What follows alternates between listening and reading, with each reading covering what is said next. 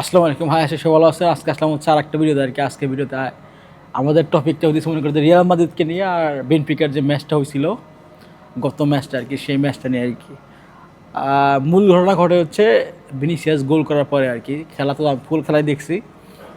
খেলার 50 মিনিটে যখন ভিনিসিয়াস গোলটা করে, গোল করার পরে মনে করেন যে আহ, একটা গোল করার পরে সবাই উদযাপন করে, এটা তো স্বাভাবিক ব্যাপার নাকি। হয়তো কেউ আছে ড্যান্স করে, কেউ আছে ডিগবাজি মারে, কেউ আছে মনে স্লাইড করে। সো এক একজন প্লেয়ারের এক একটা আর কি মনে করেন যে ট্রেডমার্ক আছে। রোনালদো যেমন শু আছে, সো ভিনিসিয়াস গোল করার পরে আর কি ও ড্যান্স আগের থেকেই করে আর কি, সেজন্য তার নাম হচ্ছে বাইলা ভিনি। বাইলা মানে ড্যান্স, মানে ড্যান্স করা, মানে ড্যান্স না থামানো আর কি। তো যাই হোক, তো খেলার সেই 50 মিনিটে আর কি মনে করেন যে ভিনিসিয়াস গোল করার পরে ড্যান্স করার পরেই আর কি কাহিনিটা ঘটে আর কি। ড্যান্স করার জন্য তাকে আর কি হলুদ কার্ড খাইতে হয় আর কি। হলুদ কার্ড আসলে এটা কি দেখছেন আপনারা কোনো, মানে কোনো খেলায় একটা প্লেয়ার মনে করেন যে গোল করার পরে সেলিব্রেশন করে যদি হয়তো যদি জার্সি খোলে, পুরো জার্সিটা খোলে, তাইলে তাকে হলো কার্ড আর কি। আগে আগে এটা দিতে কার্ড দিত না, কিন্তু বর্তমানে ফিফার যে রুলস অ্যান্ড রেগুলেশন আছে সেখানে আপনার জার্সি, আপনার জার্সি খুললেই আপনাকে একটা ইয়েলো কার্ড দিবে আর কি, সতর্কবার্তা। সো খেলার ওই সময় তোমাকে ভিনিসিয়াস ড্যান্স করার কারণে আগে কাট খায়। কাট খাওয়ার পরে তো খেলা শুরু হওয়ার এক পর্যায়ে আর্জেন্টিনার যে একটা প্লেয়ার আছে, নাম হচ্ছে পিস্তোতিনি, সে মনে করেন যে ভিনিসিয়াসকে বানর, মানে বানর বলে, বানর বানর বলছে আর কি। বলছে মানে স্প্যানিশ ভাষায় বলছে মোনো মোনো মোনো, মানে মোনো মোনো মানে হচ্ছে মাংকি। মাংকি মানেই তো বানর। সো তখন আর কি বেজালটা বাজে। সেই সঙ্গে সঙ্গে মনে করেন যে ভিনিসিয়াস রেফ্রিকে সাপোর্ট করে যে আমাকে এরকম মানে রেসিস যে কথাবার্তা আছে সেগুলো বলতেছে, আমাকে বানর বলতেছে। পরে রেফ্রি বলে আচ্ছা ঠিক আছে দেখি। পরে রেফ্রি মনে করেন যে দেখতে যায়, খেলা এরকম করে খেলা স্টপ করে দেয়। প্রায় 10 মিনিট খেলা বন্ধ ছিল। 10 মিনিট খেলা বন্ধ থাকার পরে তো মোটামুটি মনে করেন যে হাতাহাতি মারামারি, যাই হোক মানে মারামারি তো হয় নাই, তবে ওই রকম হাতাহাতি পর্যায়ে চলে গেছিলো খেলাটা। প্রায় মানে একটা অন্যরকম পর্যায়ে চলে গেছিলো। তো যাই হোক, তারপরে অনেক কিছু হওয়ার পরে কোচ মরিনহো সাথে এমবাপে কথা বলছে, ভিনিসিয়াস কথা বলছে যে আমরা খেলতে আসছি এখানে, আমাদেরকে কেন এরকম মানে রেসিস ব্যবহার করা হইতেছে, যে আমরাও তো মানুষ, মানে তোমরাও তো মানুষ, সে নাই ধলা আমি নাই কালা। আসলে যে প্লেয়ারটা আর কি, যে খেলোয়াড়টা এই কাজটা করছে সে হচ্ছে আর্জেন্টিনার খেলোয়াড়। বিশেষ করে আর্জেন্টিনার খেলোয়াড়রা আর কি এইগুলা কাজ, এইসব কাজ বেশি করে। তার কারণ আপনি যদি বলি তাদের হিস্টোরিকগতভাবে আর কি ও দেশে কোনো কালো মানুষ নাই।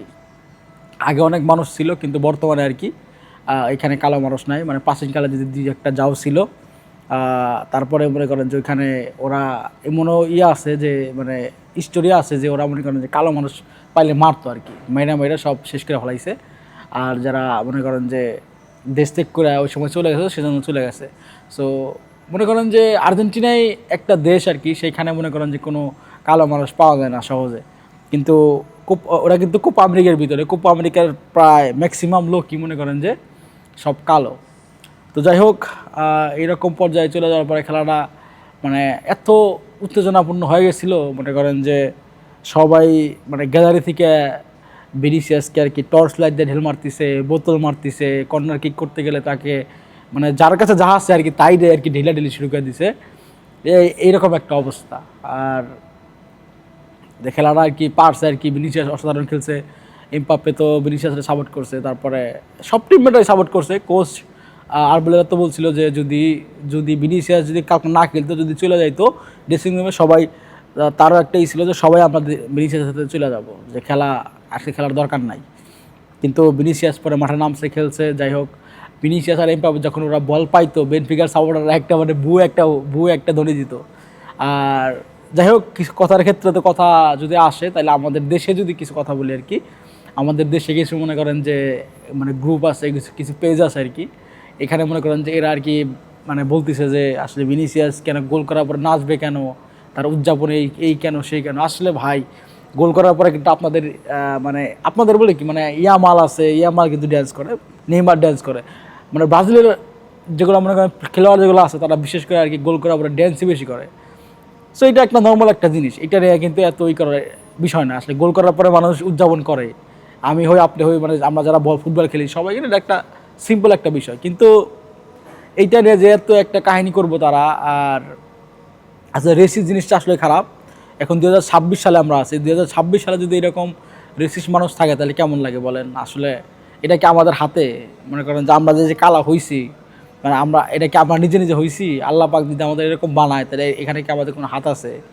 হয়তো মানে আমরা কালার যেমন হোক, আমাদের কিন্তু রক্ত কিন্তু সবার সেম, সব কিন্তু লাল রক্ত, কারো কিন্তু কালো রক্ত না, কারো কিন্তু সাদা রক্ত না। তো এইটা নিয়ে যে মানে মানুষ যে এখনো এরকম মানে রেসিজের ইটা করে, আশা করি সেই যে খেলোয়াড়টা এই কাজটা করছে তার একটা ভালো একটা শাস্তি হবে ইনশাল্লাহ। ফিফা থেকে এটা ইনভেস্ট করতেছে, তারপরে ইনভেস্টিগেশন করতেছে আর কি। আর মনে করেন যে এই ইউএফএ থেকে আর কি মানে দুজনে কি করতেছে, যদি হয় তাহলে হয়তো অচিরেই তার কোনো একটা শাস্তি হতে পারে।